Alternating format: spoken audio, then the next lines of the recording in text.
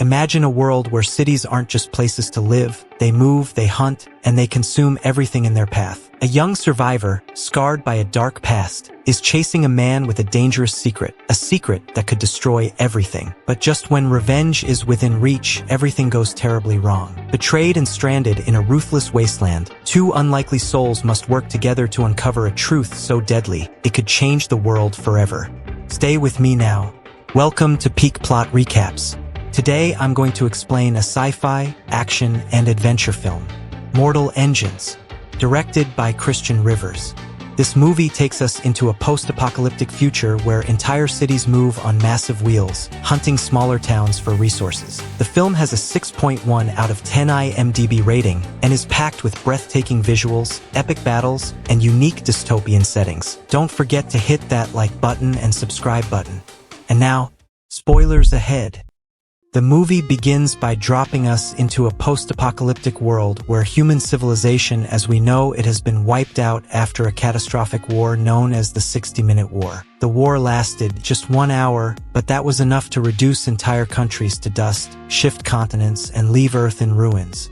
In the aftermath, humanity did what it does best, adapted. Instead of rebuilding traditional cities, survivors created traction cities, massive, moving mechanical cities mounted on enormous wheels. These cities hunt smaller settlements, absorb them, and strip them for resources. This system is called municipal Darwinism, a fancy way of saying the bigger city eats the smaller city. However, not everyone agrees with this system. There's another group of people, the Anti-Traction League, who believe cities should stay in one place and rebuild civilization the old way. They live in Shangua, a massive, non-moving city protected by an enormous shield wall that keeps predator cities out. Our story kicks off with a girl named Hester Shaw, wrapped in a red scarf, stands atop a hill using a telescope. In the distance, she sees something terrifying, a massive city on wheels charging toward them at full speed. That city? London, one of the most powerful predator cities in existence. Back in Salzhaken, alarms blare. The people scramble as their city prepares to escape. The engines roar to life, and the entire settlement begins rolling forward, desperately trying to outrun London. But it's no use. The giant city is too fast. London fires massive harpoons, dragging Salzhaken toward its jaws. Within minutes, it's over. Salzhaken is swallowed whole, its people taken as prisoners, its resources consumed. Among the captured civilians is Hester, but unlike the others, she has a secret mission. Meanwhile, inside London, we meet Tom Natsworthy, an eager apprentice historian who works at the London Museum. His job is to collect old tech, artifacts from the long-lost 21st century, things like smartphones, toasters, and computers, now considered ancient relics. Tom dreams of becoming an aviator, but for now, he's just another worker, stuck in the lower tiers of the city. That day, he's showing Catherine Valentine, the daughter of the powerful Thaddeus Valentine, around the museum. Tom explains how the ancient world was destroyed by a terrifying weapon called Medusa, a quantum energy device so powerful it could obliterate entire cities in an instant. In the lower levels of London, the captured citizens of Salzhaken are being processed and searched. Among them, Hester Shaw keeps her face hidden beneath her scarf, gripping a knife in her hand. She isn't just another refugee, she's here for revenge. As she moves through the crowd, she spots her target, Thaddeus Valentine, the respected head of the Guild of Historians. He's charismatic, well-loved, and a hero to many. But to Hester, he's something else entirely. Without hesitation, Hester lunges forward and stabs Valentine in the chest. As guards rush in, Hester whispers coldly, "This is for my mother, Pandora Shaw." Valentine's eyes widen in shock.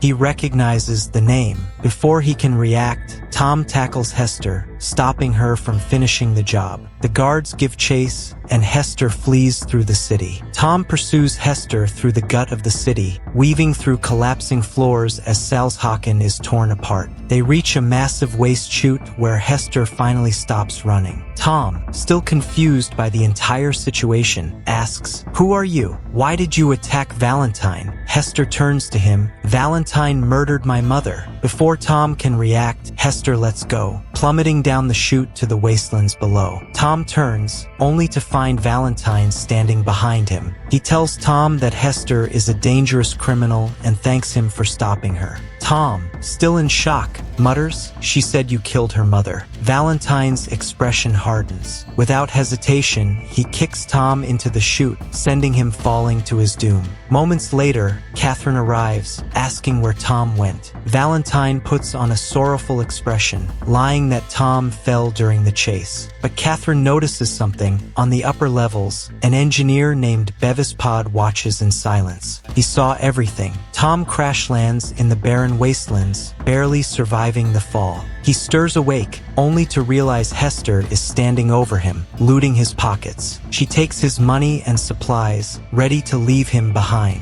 But Tom refuses to be left alone. With no choice, Hester allows him to follow her. Back in London, Valentine meets with a scientist working on a secret project inside St. Paul's Cathedral. The mysterious project? A fully operational Medusa weapon. And so, London continues its march, heading for one final destination, Shangua and the Shield Wall. As Hester and Tom struggle through the wastelands, the sun begins to set, casting long shadows over the desolate ruins of the old world. Far away, in the wreckage of an abandoned prison, Valentine arrives. In a massive steel container, he talks to a shadowy figure, a deadly cyborg assassin with glowing green eyes and a mechanical body named Shrike. But unlike any ordinary hunter, Shrike isn't after them for money or power. No, he's after Hester, and he's been waiting a long time to find her. Valentine destroys the wreckage and releases him. From within emerges Shrike, a towering, undead-like stalker with green aura. Back in London, Catherine Valentine starts to suspect her father is hiding something. After speaking with an apprentice engineer named Bevispod, she learns that Tom didn't just fall into the chute, he was pushed. Bevis also reveals that Valentine is working on something massive inside St. Paul's Cathedral, something connected to the mysterious stolen technology from the museum. Meanwhile, Tom and Hester are trying to find shelter for the night, but their problems are far from over. The next morning,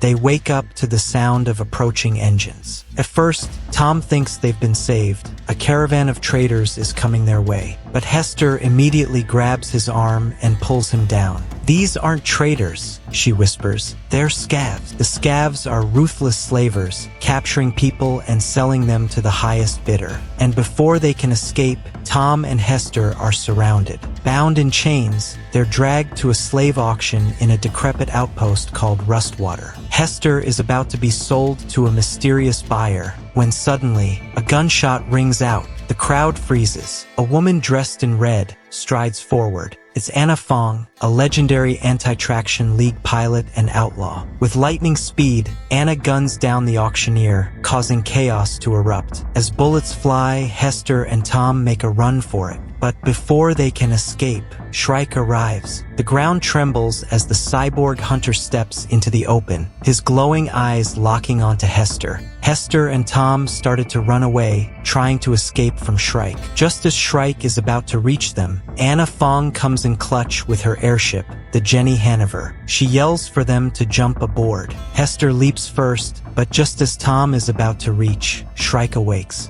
Hester sent a rope down for Tom, but just as Tom holds it, Shrike grabs onto the rope. Shrike pulls them down, his inhuman strength almost too much for the ship to handle. But at the last second, Hester throws Tom a knife and he cuts the rope, sending Shrike plummeting back down into the ruins below. As the ship takes off, Hester is finally safe. For now. On board, Anna looks at Hester carefully. "You look just like your mother," she says. Tom, still catching his breath, is shocked. And that's when Hester finally tells her story. Hester reveals that when she was a child, her mother, Pandora Shaw, was a famous archaeologist who spent her life digging up old tech from the ruins of the past. One day, she made a terrible discovery, something that Valentine desperately wanted. When Pandora refused to hand over her findings, Valentine killed her. Little Hester tried to fight him off, but Valentine slashed her face, leaving the horrific scar she now hides beneath her scarf.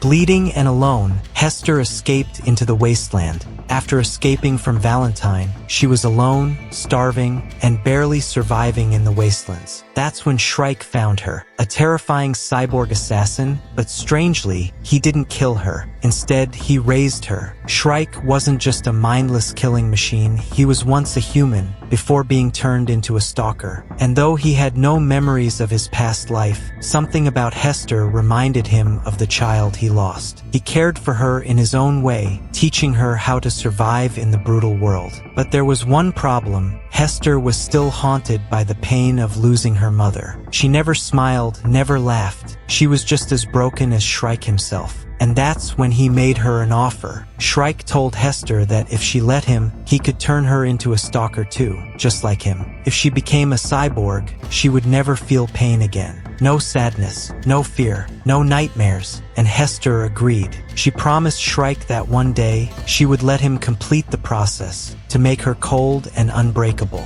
One day, Hester learned that Valentine was in the great hunting ground. She had a chance to kill him and get revenge for her mother. So instead of keeping her promise, she ran away. And because of this, Shrike felt betrayed. She had been the only thing he cared about in this world. And when she left, he didn't just want revenge, he wanted to finish what she started. That's why he's hunting her down. Anna takes Hester and Tom to Airhaven, a floating city in the sky, where they meet with members of the Anti-Traction League. As they talk, Tom finally pieces everything together. Pandora Shaw didn't just find any old tech.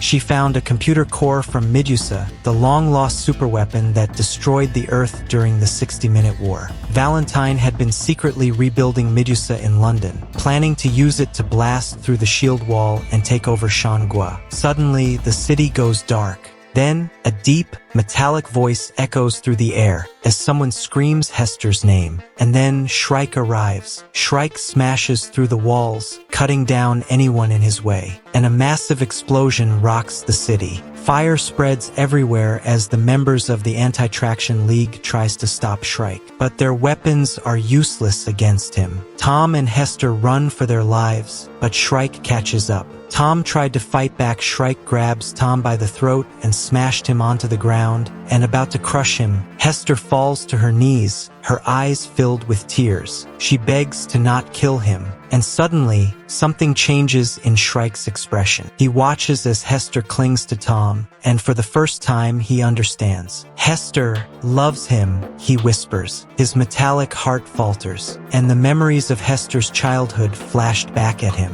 The damages are too much, fought too many. His body barely can lift a finger. His glowing eyes flicker. As he dies, he releases Hester from her promise, finally setting her free. But Airhaven is falling apart. The group barely escapes aboard Anna's ship, heading for Shangua, where the final battle awaits. Meanwhile, Lord Mayor Magnus Crome arrives at St. Paul's Cathedral, where Valentine prepares the Medusa weapon. Eventually, Valentine kills the mayor, taking full control of London. The Anti-Traction League finally arrives at the Shangua, and while they were trying to come up with a strategy, an alarm goes off. London is making their way towards the massive shield war. Inside the cathedral, Valentine turns on the Medusa weapon, and he fires it towards the shield wall, obliterating the anti-tractionist fleet in a single blast. The Medusa is too powerful. Nothing stands in Valentine's way now. But Hester has one last secret. They discovers her mother's necklace isn't just a keepsake. Inside, hidden away, is a crash drive, a key that can shut down Medusa permanently. With no time to waste, Hester and Tom prepare for a daring raid on London.